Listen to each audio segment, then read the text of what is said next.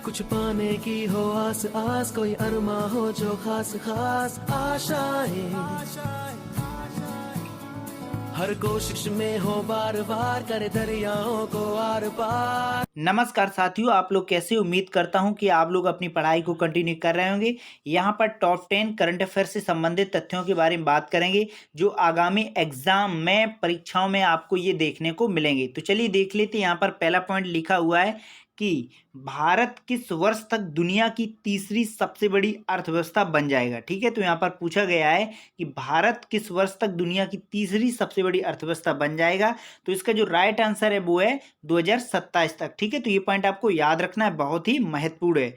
दूसरे पॉइंट के बारे में बात करें तो यहाँ पर दूसरा पॉइंट लिखा हुआ है कि फोर्ब्स की रैंकिंग में एशिया की टॉप महिला उद्यमियों में किसे शामिल किया गया है। ठीक है, तो यहाँ पर पूछा गया है कि फोर्ब्स की रैंकिंग में एशिया की टॉप महिला उद्यमी में किसे शामिल किया गया है।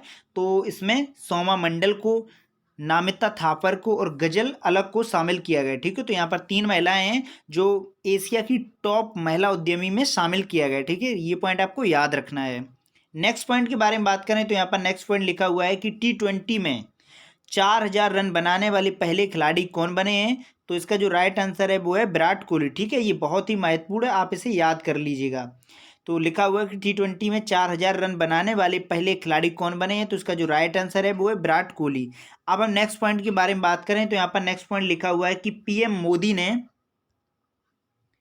मोदी ने किस रेलवे स्टेशन से दक्षिण भारत की पहली वंदे भारत एक्सप्रेस ट्रेन को हरी झंडी दिखाई है। ठीक है, तो यहाँ पर स्टेशन पूछा गया है कि किस स्टेशन से दक्षिण भारत की पहली वंदे भारत एक्सप्रेस ट्रेन को हरी झंडी दिखाई है। तो क्रांतिवीर संगोली रैंडा रेलवे स्टेशन से। ठीक है, तो याद रखना है कि जो दक्षिण भारत की पहली वंदे एक्सप्रेस ट्रेन है वो किस स्टेशन से शुरू हुई, क्रांतिवीर संगोली रैंडा रेलवे स्टेशन से। ठीक है, तो ये पॉइंट आपको याद रखना है। अब हम नेक्स्ट पॉइंट के बारे में बात करें तो नेक्स्ट पॉइंट यहाँ पर लिखा हुआ है, बहुत ही इंपॉर्टेंट है, आप इसे याद कर लीजिएगा।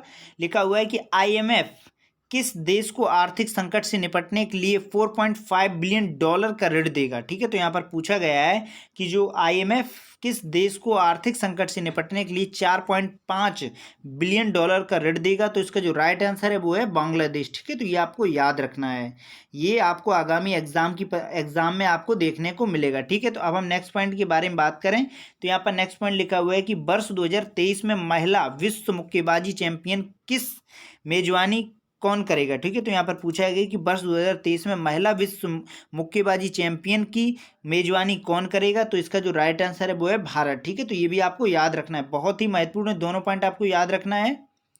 अब हम नेक्स्ट पॉइंट के बारे में बात करें तो यहाँ पर नेक्स्ट पॉइंट लिखा हुआ है कि राष्ट्रीय शिक्षा दिवस कब मनाया जाता है। तो यहाँ पर पूछा गया कि राष्ट्रीय शिक्षा दिवस कब मनाया जाता है। तो इसका जो राइट आंसर है वो है 11 नवंबर को। ठीक है, तो ये पॉइंट आपको याद रखना है। अब हम नेक्स्ट पॉइंट के बारे में बात करें तो यहाँ पर नेक्स्ट पॉइंट लिखा हुआ है कि एशिया यूनिवर्सिटी रैंकिंग में 2023 में IIT दिल्ली किस स्थान पर आया। ठीक है, तो एशिया यूनिवर्सिटी रैंकिंग में 2023 में जो रैंकिंग आई है किसकी, एशिया यूनिवर्सिटी रैंकिंग में 2023 में IIT दिल्ली किस स्थान पर आया है। तो 46वें स्थान पर आया। ठीक है, तो ये आपको याद रखना है।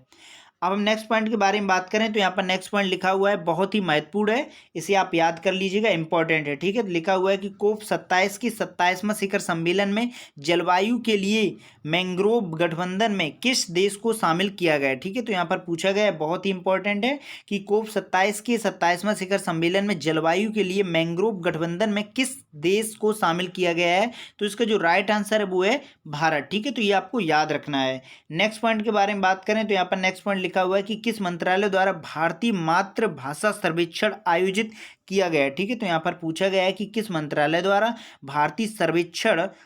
भारतीय मातृभाषा सर्वेक्षण आयोजित किया गया है। तो गृह मंत्रालय द्वारा। ठीक है, तो यहाँ पर हमने टॉप 10 करंट अफेयर से संबंधित तथ्यों के बारे में बात की, जो करंट अफेयर से संबंधित तथ्यों के बारे में बात की जो एग्जाम की दृष्टि से बहुत ही महत्वपूर्ण है। तो फिर हम एक नई वीडियो में अन्य तथ्यों से बारे में बात करेंगे, तब तक के लिए नमस्कार।